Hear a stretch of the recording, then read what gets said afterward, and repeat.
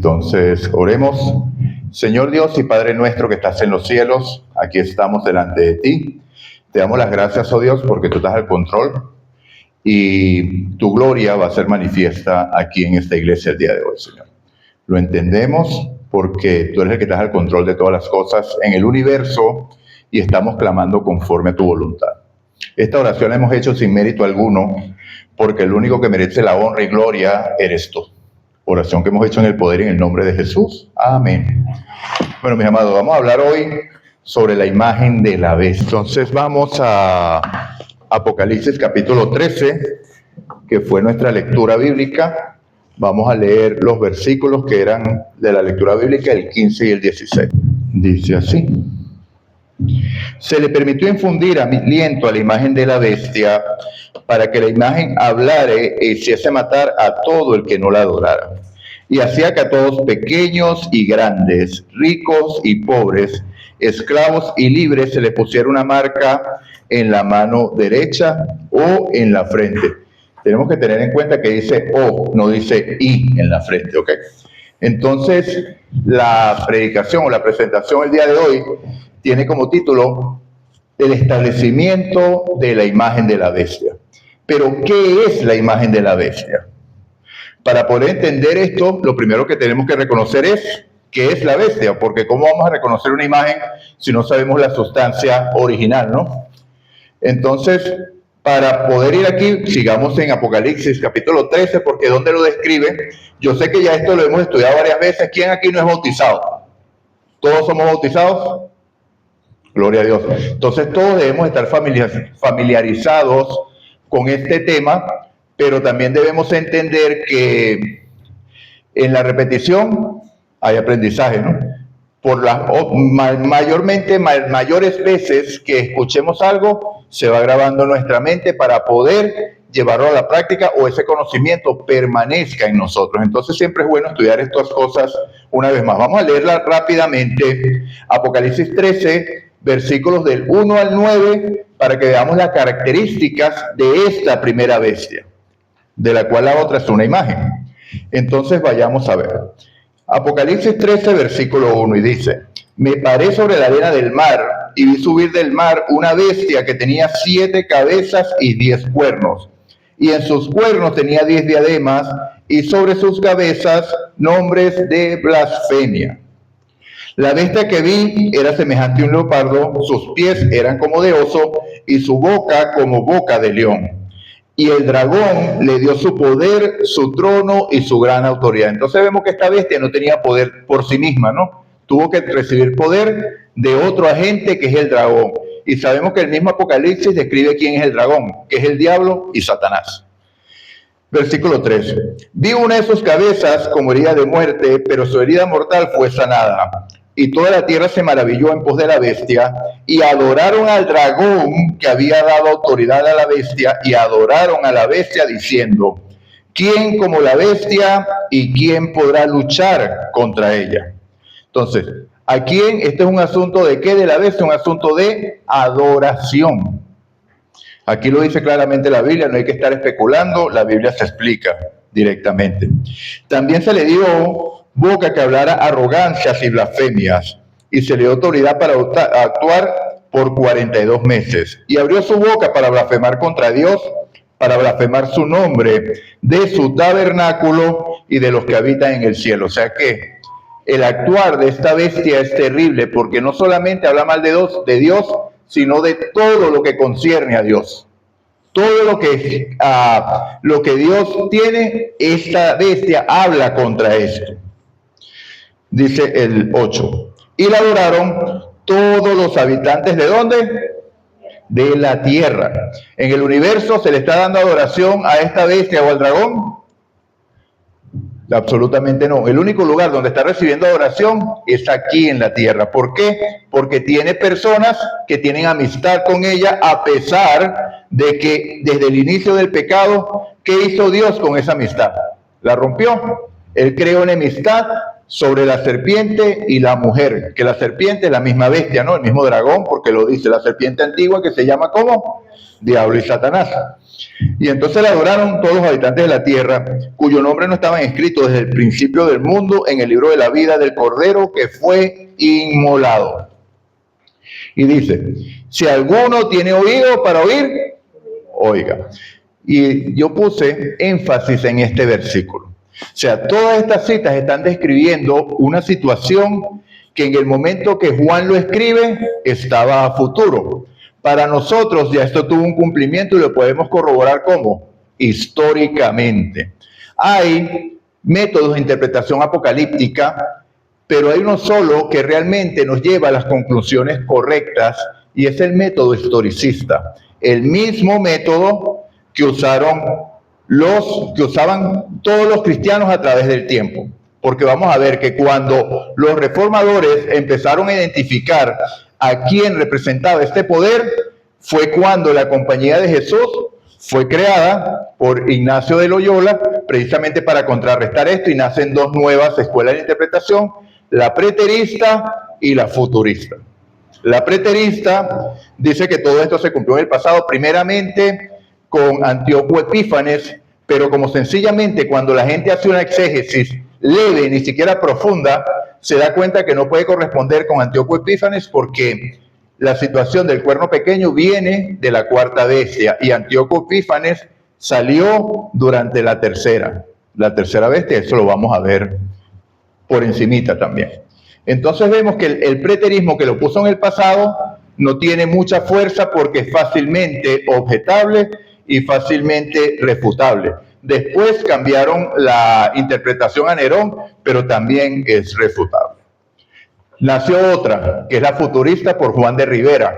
Esa es la que siguen la mayoría de las iglesias cristianas, que significa lo del... Él no dijo lo del arrebatamiento y nada de eso, eso vino mucho después, eso es producto del siglo XIX, pero ya se creó los fundamentos para decir que todo esto era a un futuro después del siglo XVI, después de la Reforma. Entonces, para profundizar en esto, vamos a Daniel 7, que da las características que son las características gemelas de lo que estamos leyendo. Vamos a leer del 7 al 17. Capítulo 7, del 7 al 17. Dice así: después de esto miraba yo en visiones de la noche y vi la cuarta bestia espantosa y terrible, y de gran manera fuerte, la cual tenía unos grandes dientes de hierro, devoraba, desmenuzaba, pisoteaba las sobras con sus pies, y era muy diferente de todas las bestias que había visto antes de ella, y tenía 10 cuernos. Mientras yo contemplaba los cuernos, otro cuerno pequeño salió entre ellos, y delante de él fueron arrancados 3 cuernos de los primeros. Este cuerno tenía ojos como de hombre y una boca que hablaba con gran insolencia o grandes blasfemias, dicen otras versiones. Estuve mirando hasta que fueron puestos los tronos y se sentó un anciano de días. Su vestido era blanco como la nieve, el pelo de su cabeza como lana limpia, su trono llama de fuego y fuego ardiente las ruedas del mismo. Un río de fuego procedía y salía delante de él y miles de miles le servían y millones de millones estaban delante de él. Okay. Y bueno, esta es la parte del juicio. Entonces vamos a seguir. En el versículo 17, vamos a avanzar por el tiempo, dice, para que no tengamos necesidad de especular, dice que esos 4 grandes bestias son 4 reyes que se levantarán contra la tierra. Entonces cobra fuerza la interpretación historicista que dice que el sueño de Daniel y estas 4 bestias eran imperios sucesivos que se levantarían iniciando con el imperio babilónico. Y finalmente el versículo 18 dice, después recibirán el reino, ¿quiénes? Los santos del Altísimo. ¿Quiénes son esos?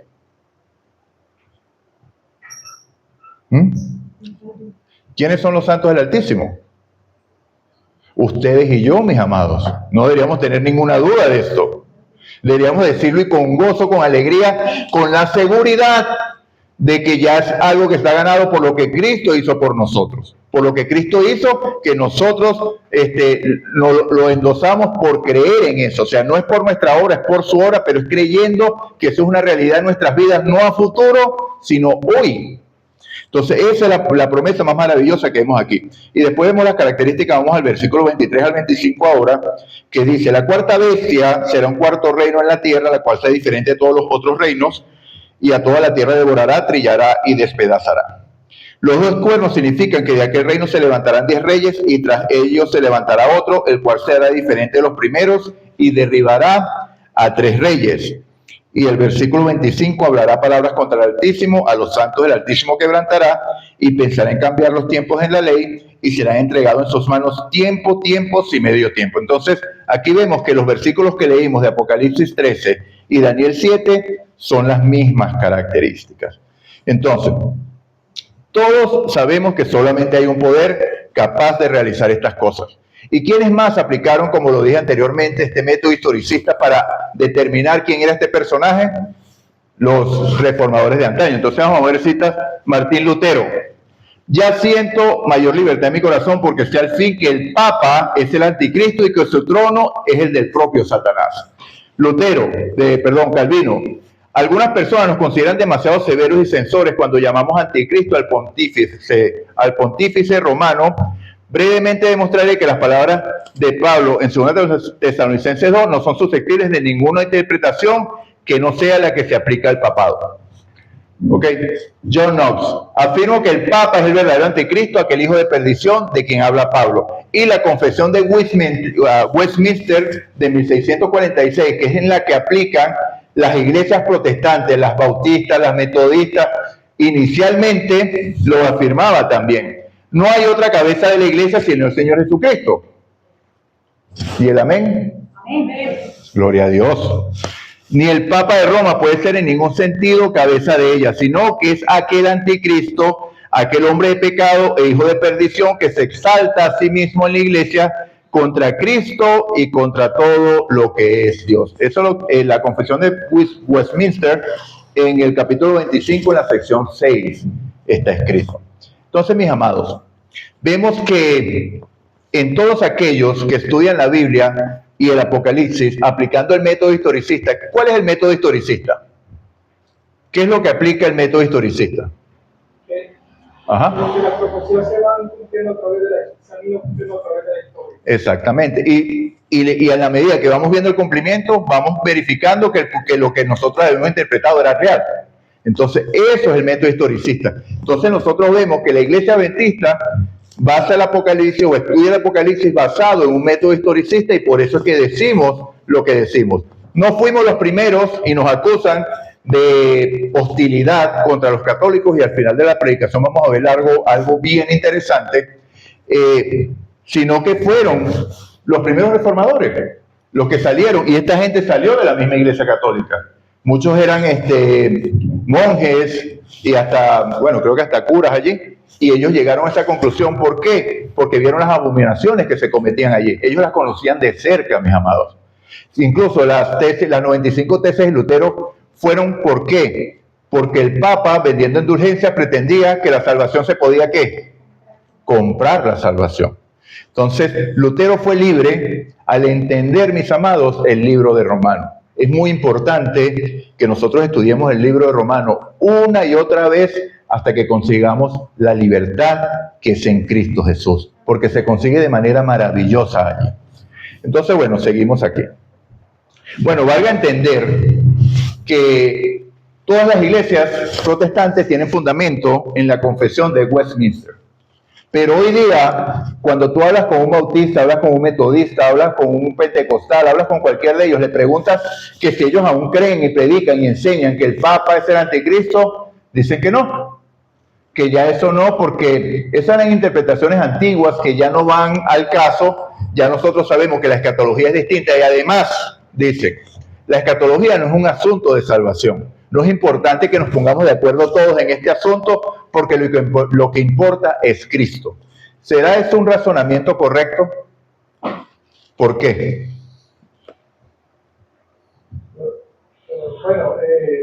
Porque fue dentro de eso de lo mismo. Lo que no le pasó a Jesús, confrontando tantas veces a los dirigentes del infierno. Ok. Esa es una buena respuesta, pero la razón es, si Dios la escribió, es para dejar un mapa ¿a quién? a su pueblo. Y no es un mapa con diferentes caminos, es un mapa con un solo camino. Entonces, la escatología es importante porque si yo no sé quién es la bestia, no sé de quién me tengo que defender, no sé de qué sistema tengo que salir, no sé qué es lo que se está formando, puedo verlo ante mis ojos y no lo voy a reconocer. Un momentico.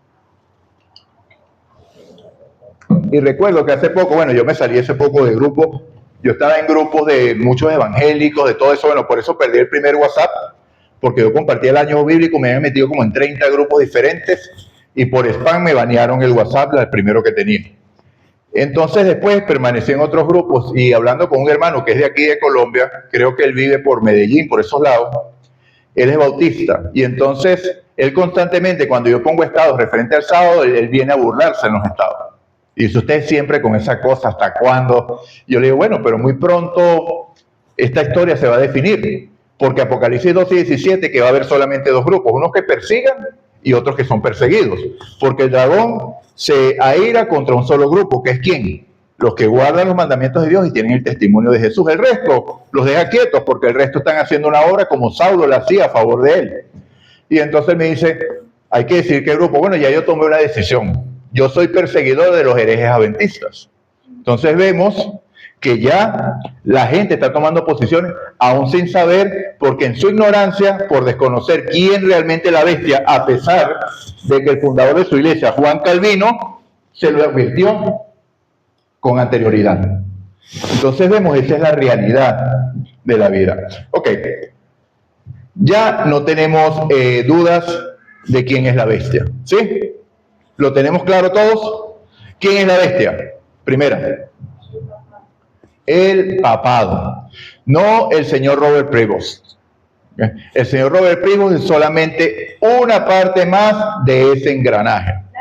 Exactamente, pero el papado como tal es ese anticristo, ese cuerno pequeño, esa bestia, y no son los integrantes de la Iglesia Católica los que forman la bestia.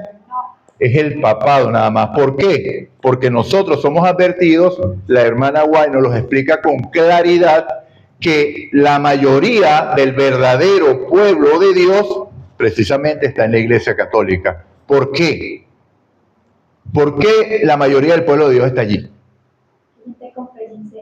Exactamente, porque ellos adoran a Dios de corazón conforme a lo que han aprendido. El día que ellos conozcan la verdad, van a creer la verdad. Igualmente que muchos pentecostales que están abriendo los ojos y no hay nadie más apasionado que un pentecostal. Entonces, por eso es que Pablo, al igual que en la lección de hoy, vimos que Pablo en Corintios decía, cónchale, pero esto aquí es muy difícil. Definitivamente esto aquí, primero tengo los judíos en contra. Los judíos saboteándome la obra. Y segundo, ¿qué es lo que yo veo en esta ciudad? Maldad, inmoralidad, robos, adulterios, etcétera, etcétera, etcétera, etcétera. Definitivamente aquí yo creo que no es un lugar sano para plantar una iglesia. ¿Y qué le dijo Dios? Se le presentó en visión de noche. Dios mismo, una vez más. Pablo no es como nosotros a veces que tenemos un sueño y dudamos. Decimos, ¿pero será de Dios o no será de Dios? ¿Por qué Pablo no dudaba que esa visión era de Dios? Porque Pablo había tenido un encuentro personal con Dios y lo conocía. Y entonces Dios le habló directamente, no tengas miedo, nadie te va a hacer daño. Número uno. Segundo, aquí yo tengo mucha gente. Y después vemos cuando inicia 2 de Corintios, en el capítulo 1, el versículo 1, que ya Pablo habla junto a Sóstenes, que estaba con él desde el principio, al igual que Aquila y Priscila, y dice, y te saluda la iglesia que está en Corintios. O sea, ya había fruto en Corintios, ¿ok? Pero bueno, eso no es asunto de esto. Ahora, ya sabemos que es una bestia. Ahora, ¿qué es una imagen? Una imagen, de latín imago, es una representación visual que manifiesta la apariencia visual de un objeto real o imaginario. Ahora les pregunto, ¿cuándo fue que el papado empezó a ser la bestia? ¿Cuándo logró unir qué? Exactamente. El poder político junto con su poder religioso. Por eso es que Daniel pregunta que ese cuerno es totalmente distinto a todos los otros poderes, porque los otros eran un poder ¿cómo? Político. Valga decir que en el mundo antiguo siempre la religión ocupaba un lugar importante, porque cuando un reino dominaba a otro, lo primero que hacía era derribar sus dioses y ponía a los dioses de ellos. Pero no fundamentaban el reinado en base a sus dioses, sino que ellos decían recibir dirección o adoraban a sus dioses, pero no decisión de ellos, porque la decisión del rey era totalmente soberana. En cambio, aquí es distinto, porque la dirección del Papa dice ser dirección directa ¿de quién? De Dios. ¿Que se hace Dios en dónde? Aquí en la tierra. Entonces, vemos con un poder distinto. Y cuando un hombre que ostenta ese poder, tiene poder político a través de armas, ¿qué es lo que va a hacer? Imponer. Imponer su creencia. Si no lo crees, allá tú, y atente a las consecuencias. Bueno, entonces la imagen de la bestia la vemos en el mismo capítulo 13 de Apocalipsis. Vamos a leer ahora el versículo 11 al 17. Y dice: después vi otra bestia que subía de la tierra, tenía 2 cuernos semejantes a la de un cordero, pero hablaba como un dragón. Tenía 2 cuernos semejantes a la de un cordero y hablaba como dragón. ¿Y de dónde vino? De la tierra, no del mar, sino de la tierra, que esas son características muy importantes. Ejerce toda la autoridad de la primera bestia en presencia de ella, y hace que la tierra y sus habitantes adoren a la primera bestia cuya herida mortal fue sanada. Una vez más, vemos que cuando se habla de este asunto, el problema real es la adoración. Eso es todo lo que está aquí en juego, mis amados. No es poder, no es nada, es adoración. Porque ¿qué es adoración? Vamos a definir aquí qué es adoración para que podamos entender qué es lo que está en juego.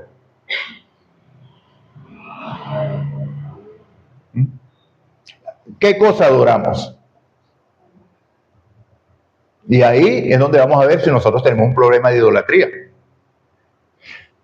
¿Qué es adoración? Otorgar poder en nuestra vida a cualquier cosa. Estamos adorando. ¿Por qué? Nosotros decimos que adoramos a Dios, pero una cosa es adoración y otra cosa es adulación. ¿Ok? Porque la adoración a Dios se basa en su experiencia con Dios. Eso adora a Dios. Yo puedo adorar a Dios porque sé que Él es grande, Él es poderoso, Él es misericordioso, Él es bueno, porque yo lo he experimentado en mi vida. Porque yo tenía una vida totalmente licenciosa, llena de pecado, de vicios, y Él me libró de eso. Y eso solo lo libra con su poder. Entonces puedo ver que Dios es poderoso. Misericordioso, ¿por qué? Porque yo hice cosas que merecían que yo estuviera ya 3 metros bajo tierra, o me exponía de tal manera que yo debería estar 3 metros bajo tierra, pero Él me sostuvo la vida. Entonces, ¿cómo se llama eso? Misericordia y bondad. ¿Sí? Entonces, yo puedo adorar a Dios por eso. Cada quien tiene una experiencia personal para adorar al Señor. ¿Qué es adular? Que yo no he recibido ese poder y le digo: oh Señor, tú eres grande, poderoso, eres bueno, tardo para la ira, pero realmente yo no he experimentado ese poder. Estoy adulándolo, buscando el favor de Dios, pero es una experiencia que yo no he vivido. Entonces, la adoración, por eso es que la oración es algo producto de un corazón sincero conforme a su experiencia con la relación con su amigo. La adoración depende de esa oración, porque Dios conoce totalmente su vida y sabe si lo está adorando o lo está adulando. ¿Okay? Entonces, en ese sentido, entonces, ¿qué es la adoración? Todo aquello que le permitimos que tenga un impacto en nuestra vida. Un ejemplo ayer. Ayer, a las 8:30 de la noche, jugó Colombia en el Mundial. Si yo estaba más pendiente del juego que de adorar a Dios, de leer la Biblia, tengo un problemita allí. ¿Okay? Porque le estoy permitiendo a algo que no tiene nada que ver con Dios ocupar un lugar importante en mi vida, y en base a eso vivo una experiencia. Y entonces, motivos de reflexión, mis amados. Ok, seguimos. Estábamos en el versículo 13, ¿no? En el 12. Ahora dice: también hace grandes señales, de tal manera que incluso hace descender fuego del cielo a la tierra en presencia de los hombres, y engaña a los habitantes de la tierra con las señales que se le ha permitido hacer en presencia de la bestia, diciendo a los habitantes de la bestia que hagan una imagen a la bestia que fue herida de espada y revivió. Importantísimo eso. Entonces vemos que esta imagen lleva la atención a la primera bestia y pide que aquella bestia que estuvo herida y vivió sea adorada. ¿Pero qué usa para pedir esa adoración? Señales, milagros. ¿Por qué se hace referencia al fuego del cielo? ¿Por qué es importante esta referencia al fuego del cielo? Enumérenme aquí 3 veces que descendió fuego del cielo y quién lo hizo descender. Ajá. Sodoma y Gomorra 1, ajá. Otra. Elías, ajá. A ver, ok, ya me dijeron 3. De esas 3 veces, ¿quién derramó el cielo? Dios. Entonces ahora entendemos por qué cuando llega, creo que fue Elifaz, de los amigos de Job, no recuerdo cuál de los 3, creo que fue Elifaz, le echó la culpa de que Job había sido algo porque las ovejas habían sido consumidas como, que había caído del cielo. Entonces, Job estaba siendo objeto de ¿qué? De un juicio de Dios según ellos. Pero ¿a quién le permitió Dios descender fuego del cielo en ese momento? Entonces, ¿qué señales está esperando la gente? ¿Puede Satanás hacer milagros? ¿Pueden engañar esos milagros a la gente? Completamente. Entonces, mis amados, mucha gente está siendo engañada por esto. Yo creo que ya he dado este testimonio aquí, de que hubo una hermana que era adventista que había sufrido un accidente de tránsito y había quedado paralítica. Eso sucedió en Venezuela. Esto es un testimonio real. Y ella tenía hijos que no eran adventistas, pero tenía 2 que creo que eran pentecostales o asistían a una iglesia cristiana. Entonces, así como nosotros vemos avisos por ahí de vez en cuando que viene una persona que, ¿cómo decir?, para el estadio, una predicación, día de adoración, lo vemos aquí también, ¿no? Entonces, en esa oportunidad, el aviso decía que era un hombre que hacía grandes sanidades y milagros. Entonces el hijo le dice, mamá, vamos porque allá ese hombre te va a poder sanar. El poder de Dios está en él. Pero ella empieza su lucha, porque ella entiende que Satanás también puede hacer esas señales. Y empieza esa lucha, pero el hijo dale y insistió, hasta que ella dijo, bueno, está bien, voy a ir contigo. Ella no creía en eso. Cuando el hombre ora y dice, todas las personas que estén en silla de ruedas en el nombre de Jesús, párense. Esa mujer sintió una fuerza que le invadió. Se paró, caminó, entró en silla de ruedas y salió caminando. Milagro, ¿verdad? Es un milagro. Según la ciencia, no lo podía hacer. Pero ella, el Espíritu Santo, empezó una lucha con ella. Pasó el primer día y la mujer luchando. Pasó el segundo día la mujer luchando. Pero es que yo no creo esto, Señor, ¿cómo es así? Gracias te doy, pero yo todavía no estoy convencida. Y esa lucha, hasta que llegó el momento de rendirse en la lucha, fue una situación como la de Jacob, diría yo. No te dejaré si no me bendices, dijo Jacob, ¿no? Hasta que ella le dijo, bueno, Señor, yo estoy muy feliz porque estoy caminando, pero si esto no viene de ti, que esto cese. Cayó desplomada en el suelo, nuevamente. Entonces, sí hay milagros, amados, no los podemos negar, pero milagros ¿cómo? Engañosos. ¿Para qué? Para que ese poder a la primera bestia sea dado. Entonces, eso se ha venido creciendo a través de los años por estos grupos que vemos que cada vez son más y tienen más avance, porque es lo que busca la gente. O sea, que le solucionen sus problemas de manera ¿cómo? Inmediata. ¿Qué es lo que es necesario en los santos? ¿Qué dice? Aquí está la paciencia de los santos. O sea, si los santos necesitan paciencia es porque Dios obra a su tiempo y a su manera. Pero ¿cómo queremos nosotros que Dios obre? A nuestro tiempo y a nuestra manera. Y dado que en este tiempo es el tiempo de si yo quiero algo de comer, ¿qué es lo que tengo que hacer? Busco la aplicación en el teléfono, aprieto el botón, y si no llega en 15 minutos estoy llamando, mira, no ha llegado la comida. ¿Qué pasó? Entonces, estamos acostumbrados a esas soluciones hoy, pero el tiempo de Dios no es así. Y por eso es que la gente es dada a realizar estas cosas. Ok, sigamos. Ajá. Se le permitió infundir el aliento a la imagen de la bestia para que la imagen hablara y se matara a todo el que no la adorase. El versículo 15 y el versículo 16 hacía que a todos, pequeños, grandes, ricos y pobres, libres y esclavos, se les pusiera una marca en la mano derecha o en la frente, y que ninguno pudiera comprar ni vender, sino el que tuviera la marca o el nombre de la bestia o el número de su nombre. Entonces vemos, amados, que ya hay las características, ya sabemos qué es la bestia y ya sabemos que la imagen no es la bestia, pero que tiene un fundamento similar. Entonces, si la primera bestia o la bestia se generó de la unión de la iglesia y el Estado, ¿cómo se va a generar o qué es la imagen de la bestia? La unión de la iglesia y el Estado, una vez más. Entonces vamos a ver la siguiente. Aquí vemos a la bestia y allá vemos a la imagen. ¿Es lo mismo? No es, o sea, en el fondo es lo mismo, pero los personajes son distintos. ¿Por qué esta es la bestia? Porque este señor se hace llamar ¿quién? Ajá. Dios en la tierra. ¿Este señor se hace llamar Dios en la tierra? No, no se hace llamar Dios en la tierra, pero sí cree que hay un Dios.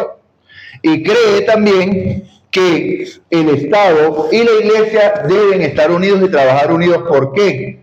Porque en el pasado se han cometido muchas injusticias porque no han permitido que Dios ocupe su lugar. ¿En dónde? En el lugar de la tierra de Estados Unidos. ¿Ok? Que se fundamentó sobre dos principios fundamentales que son el protestantismo y el republicanismo. ¿Okay? Dice, aunque con una matriz fundamental el nacimiento de la nación fue el resultado de una mezcla entre creencias religiosas y pensamiento ilustrado secular. El republicanismo fue el motor político y ideológico de la revolución y la creación del gobierno estadounidense. La ideología, los padres fundadores como Thomas Jefferson, James Madison, John Adams, basaron el nuevo Estado en el rechazo a las monarquías absolutistas y en la idea de la soberanía popular. Influencia clásica. Se inspiran profundamente en la democracia de la antigua Grecia y en los valores cívicos de la República Romana, buscando crear un sistema basado en el mérito, la virtud ciudadana y la separación de poderes. Es lo que nosotros vemos y es el tipo de gobierno parecido que hay aquí, pero lo que pasa es que los gobiernos en América Latina no tuvieron una fundación en el protestantismo. ¿Por qué? Porque todos estos gobiernos fueron basados o fueron creados ¿en base a quién? Al poder de la bestia. ¿Okay? Por eso es que la Iglesia Católica tiene tanto poder que incluso nos regala días festivos aquí en Colombia. Perdón, hermano, es agregable que yo escuchaba a alguien secular decir que no hay, y eso tristemente, no hay ningún país de Latinoamérica que se haya desarrollado por la miseria del catolicismo que ha traído estos países. Bueno. La herencia catastrófica que es. Bueno, eso ya son interpretaciones, pero bueno, vale verlo. Ok, el protestantismo influyó fuertemente en la cultura, la moral y la demografía de las 13 colonias originales. Los peregrinos, valores compartidos, el matiz, la ilustración, el deísmo, bueno, hay que leerlo. Pensaba pasarlo por el tiempo, pero vamos a leerlo. Échalo atrás un momentico. Los peregrinos, muchas de las primeras colonias fueron fundadas por grupos disidentes que huían de la persecución religiosa de Europa, como los puritanos de Massachusetts. Su visión está guiada por la creencia en el autogobierno congregacional y una ética de trabajo puritana. Los valores compartidos, conceptos protestantes como la interpretación individual de las escrituras, el rechazo a una autoridad papal centralizada y el pacto sentaron bases para la idea de un autogobierno democrático y el libre albedrío. La matriz, la ilustración, el deísmo. Es crucial entender que al establecer el marco legal del país, los líderes de la independencia, algunos de ellos educados bajo la ilustración, que ya dice aquí, no fundaron una teocracia ni un estado confesional. O sea, el gobierno de Estados Unidos no es un gobierno teocrático porque hicieron una separación. ¿Okay? Muchos de ellos, aunque criados en tradiciones cristianas, tenían inclinaciones teístas. Creían en un creador, pero rechazaban las dogmas religiosas tradicionales y los milagros. Pero la Constitución de los Estados Unidos establece un Estado laico garantizado la libertad de culto y prohibiendo expresamente establecer una religión oficial a nivel federal. ¿Qué significa esto? Que ellos se cuidaron de mantener el poder religioso y el poder político como separados, nunca unidos. Dos cuernos como de cordero. Pero ¿qué pasa? Al fin va a hablar como ¿qué? Como dragón. Entonces, en la primera enmienda de la Constitución protege 5 libertades fundamentales: la libertad de religión, de expresión, de prensa, de reunión pacífica y de petición al gobierno. El texto oficial dice, porque todo esto se basa en la primera enmienda, porque recordemos que no se ha podido unir o no se había podido unir Iglesia y Estado por causa de la primera enmienda. Entonces vamos a ver qué es lo que dice. El Congreso no hará ley alguna con respecto al establecimiento de una religión o que prohíba su libre ejercicio, o que coarte la libertad de palabra o de prensa, o el derecho del pueblo a reunirse pacíficamente y a solicitar al gobierno la reparación de agravios. En la práctica, esto garantiza que el Estado no puede imponer o favorecer una religión oficial. Y ya vamos a ver que no es lo que se está haciendo hoy. Censurar a los medios, prohibir que las personas se manifiesten pacíficamente o impedir que los ciudadanos presenten quejas ante las autoridades. Porque hoy hay una comisión de libertad religiosa que precisamente hace 2 días le entregó el informe a Donald Trump, diciendo qué es lo que habían conseguido y qué es lo que ellos van a plantear. Esto no es una ley cerrada, no es una ley de persa que se está aplicando, pero es la base de que la libertad religiosa ya dio. Y la primera conclusión fue que en la Constitución y en la primera enmienda no existe tal palabra, que existe una separación entre Iglesia y Estado, que eso ha sido una mentira, que eso fue una sugerencia que puso Thomas Jefferson en una carta. Entonces, el Estado y la religión pueden unirse perfectamente. Es lo que se necesita para que se establezca formalmente ¿quién? La imagen de la bestia. Entonces, ¿qué es lo que está sucediendo en estos días que nosotros estamos viviendo? Esto es esta semana, mis amados. El camino se está abriendo para que las profecías sigan ¿cómo? Avanzando rápidamente. Esto está pasando ante la mirada del mundo, pero ¿quiénes son los únicos que pueden verlo? Aquellos que estudian el Apocalipsis bajo el método ¿cómo? Historicista. ¿Okay? Y ya vamos a ver algo muy interesante. Bueno, se consideraron 12 peticiones especiales. Uno, la aclaración de la cláusula de establecimiento. Esto que dice que la libertad o la separación entre iglesia y Estado no es una ley persa. O sea, que eso realmente no está en la Constitución. Campaña de conoce tus derechos. ¿Por qué se hizo por qué se implementó esto, mis amados? Los que estábamos acostumbrados a ver noticias hasta el periodo pasado del gobierno de Estados Unidos, ¿por qué el foco allá? Porque hay 2 sitios que nosotros debemos ver constantemente, ¿no? ¿Qué pasa en el Vaticano y qué pasa en Estados Unidos? Entonces vemos que se está aplicando libertad para lo que es el orgullo, el LGTBQ+, y todo eso. Entonces incluso los padres habían perdido el derecho legal sobre sus hijos, porque si el niñito llegaba a la escuela diciendo, yo quiero ser una niña o yo soy una niña, en la escuela empezaban a aplicarle tratamientos hormonales. Y los padres no sabían, no estaban enterados de que eso estaba pasando. Cuando se daban cuenta de que el niño estaba cambiando y averiguaban qué es lo que está pasando aquí, no es que su niño solicitó que quería ser una niña desde hace tanto tiempo y tenemos ya 3 años, 4 años dándole las hormonas para que se cumpla su deseo. Entonces, obviamente, esto creó debate que fueron a la Corte Suprema. En unos casos los padres ganaron, en otros no, pero entonces parte del fundamento para que se necesite esto y por eso conoce tus derechos. Bajo la óptica de la religión, porque dicen ¿qué es lo que dicen ellos? Que yo profundicé en esto, dicen que lo que decían los colegios es que muchos niños incluso van al suicidio porque hay hogares que tienen una estricta educación religiosa y no les permite ser quienes quieren ser. Entonces, ¿cómo podemos, como decían los memes, ¿no? Ya uno no los ve porque ya esto no está pasando, que dicen que menos mal, decían algunos personajes, que a mí en la escuela no me escucharon cuando yo decía que quería ser pirata, porque me hubieran sacado un ojo y me hubieran cortado una pierna. ¿Ok? O sea, porque eso es lo que es un pirata, ¿no? Así es como vemos las imágenes de los piratas. Entonces, sigamos. Ok, líneas de reporte directo para hacer denuncia, derogación de la enmienda de Johnson. La enmienda de Johnson es la que prohibía financiamiento a las iglesias por parte del Estado. Ellos lo quieren derogar. Protección del sector educativo religioso, crear colegios que promuevan la educación religiosa. Pregunto yo aquí, mis amados, el hecho de que por ley, ya en Luisiana, ¿en qué otro estado está? En Texas, no, creo que en Texas no, pero yo sé que en Luisiana está, en Mississippi creo que también está como en 3 estados que es por ley, que ordenaron que los mandamientos estén en cada salón de clase. ¿Nosotros vemos eso bueno o lo vemos mal? Es malo. Es malo, porque Dios no obliga a nadie. ¿Y en dónde sí deberían estar los mandamientos? En el corazón. Pero ¿quién es el responsable de que mis hijos conozcan a Dios? Primeramente en el hogar, porque el hogar es la primera iglesia. ¿Okay?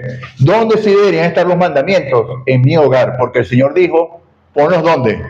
En los postes, en los portales, en todas partes. ¿Para qué? Para que tus hijos crezcan conociendo esto. Este fue un mandato de Israel. Recuerden que el verdadero Israel no es el que lo es según la sangre, sino según ¿qué? La promesa. ¿La promesa de qué? De creer en Cristo. Entonces, y como dijo Andrea, deberían estar escritos en el corazón, porque tus hijos no deberían estar viendo los mandamientos escritos ayer, sino viendo tu comportamiento. Eso es lo que les va a dar el valor moral para poder vivir conforme a Dios. ¿Por qué, mis amados, tenemos éxodo de jóvenes en la iglesia? Porque decimos y no hacemos. Me comentaba un hermano ayer que dice, hablando en los términos de fútbol, que hay un hermano que todo el tiempo llega al culto, llega a todas partes, incluso en sábado con un radio o los juegos puestos en el teléfono. Y entonces él dice que estando en reunión los jóvenes le dicen, ¿y por qué él sí y yo no? Entonces, esa falta de coordinación entre lo que decimos y lo que hacemos hace que los jóvenes se vayan, porque los jóvenes están a flor de piel, porque los jóvenes quieren experimentar cosas. Y donde hay contradicción, no hay coherencia. Donde no hay coherencia, no hay permanencia, mis amados. Ok, entonces, bueno, nombramiento de jueces para experimentar esto. Apoyo al litigio estratégico, apropiación de ley contra el antisemitismo, porque hay que apoyar a Israel también.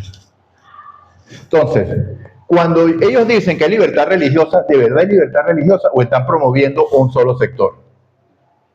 ¿Qué pasa con los musulmanes? ¿Qué pasa con los budistas? ¿Qué pasa con los ateos? ¿Qué pasa con los judíos? ¿Ellos no tienen derecho a discernir también y a apoyar sus creencias? Entonces, ellos están orientando la balanza a un solo lado. Y esto es el poder civil que está tratando de convencer, de amoldarse a las cosas de la iglesia. ¿Ok? Protección en lugar de trabajo. Fíjense que me parece algo interesante y lo voy a nombrar aquí, de que en parte de esto están los derechos de los capellanes militares. En la cuestión de la vacunación, al igual que en nuestra iglesia, no aquí, creo que aquí no sucedió nada de eso, pero a nivel de Estados Unidos hubo muchos despidos, sobre todo en las instituciones de salud de Estados Unidos, porque hubo hermanos que por cuestión de conciencia no aceptaron la vacunación del COVID, no porque fuera marca de la bestia, sino al igual que yo. Yo dije, eso no es una vacuna, porque una vacuna no se desarrolla en 3 días, en 1 año. Eso es una prueba. Y yo no me voy a someter a ser conejillo de indias. Entonces, por asuntos de conciencia, ellos no lo aceptaron y buscaron apoyo en la iglesia.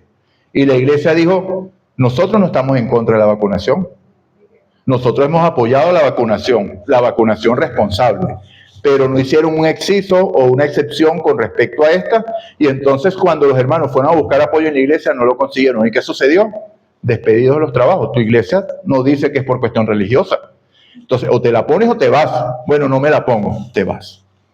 Entonces, estos hermanos están buscando no resarcimiento económico, sino por lo menos que la iglesia se disculpe, porque aún los Estados Unidos de América están pidiéndole perdón a las personas que sufrieron esto, reasignándole su trabajo y dándoles los sueldos caídos. Una institución secular. ¿Y nosotros? ¿Dónde quedó eso? ¿Dónde pueden hallar consuelo los hermanos? Claro que en Cristo. Pero se supone que los líderes están para proteger al redil. Un pastor, ¿qué debe hacer? Dar la vida por sus ovejas. Pero en este caso las ovejas fueron dejadas, vino el lobo y ¿qué pasó? Agarre todas las que quiera. Y no hay resarcimiento, ¿ok? Sigamos.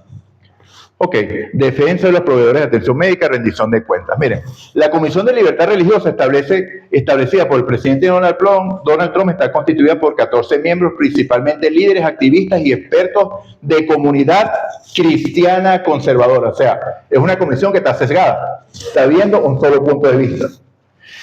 El panel está presidido por el vicegobernador de Texas, Dan Patrick, y el vicepresidente Ben Carson. ¿Conocen a Ben Carson? ¿Quién es Ben Carson? Un médico adventista. Bueno, no te me adelantes. Ok. Entonces ahí nosotros podemos decir, bueno, pero aquí la cosa no está tan mal. Porque está un hermano adventista que leyó El conflicto de los siglos, que sabe lo que va a suceder al fin del tiempo, sabe lo peligroso que es unir la iglesia y el Estado.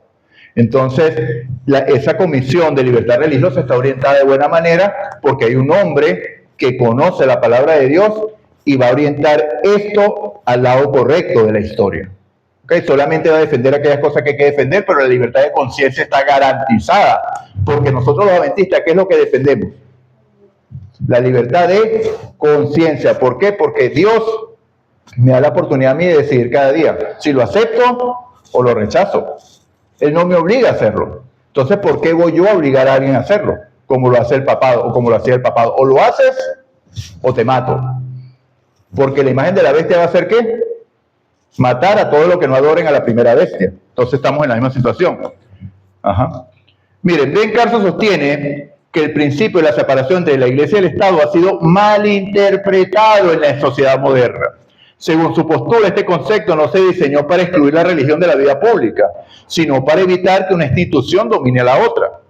A través de sus discursos, entrevistas y su rol como vicepresidente de la Comisión de Libertad Religiosa, sus argumentos principales se estructuran bajo las siguientes ideas. Cooperación y valores morales. No son enemigos. ¿Tiene razón? Tiene razón. Pero es la manera de hacerlo. O sea, aquí no es la forma, sino el fondo. Lo que debemos tener en cuenta. Y de punto. Si nosotros nos oponemos a esto, ¿qué nos pueden decir? Ustedes son locos. Entonces tú estás de acuerdo con que hormonicen un niño sin que el padre lo sepa. Entonces, de forma no nos podemos oponer porque la idea tiene un trasfondo, tiene una forma buena. Pero el fondo nosotros lo conocemos, que es lo que debemos advertir. Vimos que esto ya sucedió, que la última vez que prediqué hablé de la ley dominical y cómo Alonzo Trevor Jones, en su discurso en el Congreso, evitó que la ley dominical se aplicara, bueno, por instrucción divina y por poder divino también, cuando le hicieron la pregunta, entonces si ponemos toda esta ley, no el domingo y el sábado, ahí sí lo acepta, y Alonso dijo, tampoco lo aceptaría. Me gusta que Alonso Jones dice que lo grave es que el Estado tome el papel de Dios al exigir una conciencia, diciendo usted tiene que creer en este Dios y adorarle de esta manera. Cuando el Estado debería garantizar que tú seas libre de elegir en quién crees y a quién adoras. Amén. Entonces es una función como que parece una zona muy delgada, pero no lo es. El Estado, en lo que están planeando acá, es que se vuelva Dios, porque es el que va a exigir y va a decir qué es bien y qué no. Exactamente. Qué es legal y qué es ilegal, que es donde debería quedarse. Exactamente. Entonces nosotros vemos el fondo, pero de forma no se ve así. Ese es el fondo, el trasfondo del asunto. Ok, dice, trabajo conjunto asegura que ambas partes pueden deber y trabajar juntas para promover principios éticos y morales en la sociedad. Eso está bien. El origen de los derechos divinos. Argumenta que los documentos fundacionales de Estados Unidos dejan claro que los derechos humanos provienen de un creador. Ajá. Identidad nacional. Considera que la fe es una parte inseparable del nacimiento y la historia estadounidense. Educación y fondos públicos. Apoyo a escuelas religiosas. Carson defiende firmemente que el Estado use fondos públicos como vales escolares para financiar la educación en las escuelas privadas religiosas. Se apoyan decisiones recientes de la Corte Suprema para justificar que el gobierno no viola la Constitución al incluir instituciones religiosas en los beneficios públicos generales. En perspectiva, ha generado intensos debates con organizaciones defensoras del laicismo como American United for Separation of Church and State, los Americanos Unidos para la Separación de la Iglesia y el Estado. Estos grupos critican su postura señalando que debilita la neutralidad del gobierno y promueve una agenda nacionalista cristiana, exactamente lo que está sucediendo, que excluye la diversidad religiosa del país. Exactamente lo que está sucediendo. Una vez más, amados, una vez más, cuando el Señor Jesús fue crucificado, ¿cómo estaba el pueblo? Triste. Los discípulos iban camino de Maús, se olvidaron que le había dicho que resucitaría, pero ¿cómo estaban los fariseos? Mandaron a poner una guardia romana porque entendían lo que el Señor había prometido. Una vez más, la parte secular está entendiendo lo que está pasando y nosotros estamos dormidos. ¿Común en la iglesia? Sí, ¿dónde están los adventistas saliendo a denunciar? A denunciar esto. Son los laicos los que están haciendo esto. Ok. Carson se identifica plenamente como miembro de la Iglesia Adventista del Séptimo Día, a ti María, pero rechaza las posturas históricamente anticatólicas de su denominación. Prioriza un enfoque ecuménico centrado en la fe de Dios más que en las etiquetas religiosas. A lo largo de su carrera pública y política, Carson ha tenido que equilibrar las doctrinas proféticas de su iglesia con su mensaje de unidad conservadora. Entonces, ¿cómo se llama eso? Adulterio. Estoy rechazando realmente lo que digo creer para que se logren otros objetivos. Eso es adulterio espiritual. Relación de la teología adventista, aceptación de su fe. Ha sido anciano de iglesia, maestro de escuela sabática, atribuye sus hábitos de salud y sus principios morales a la educación adventista. No sigue ciegamente todas las directrices de la organización. Por ejemplo, calificó como un gran error que la Conferencia General Adventista votara en contra de la ordenación de mujeres para ser pastoras. Ya sabemos por qué patica cojea. ¿Okay?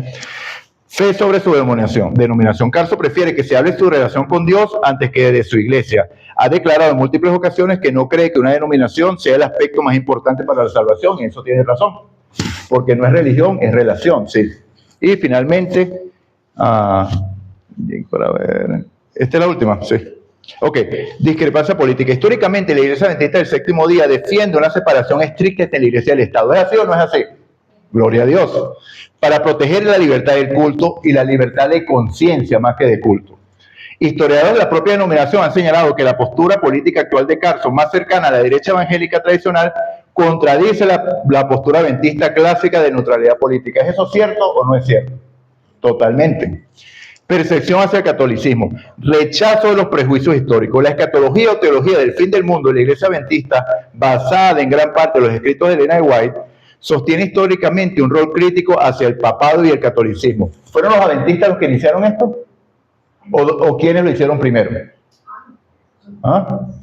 Todos aquellos que estudian el Apocalipsis con la escuela historicista, porque se ve el cumplimiento claro. ¿Ok? Carson ha rechazado abiertamente estos prejuicios doctrinales.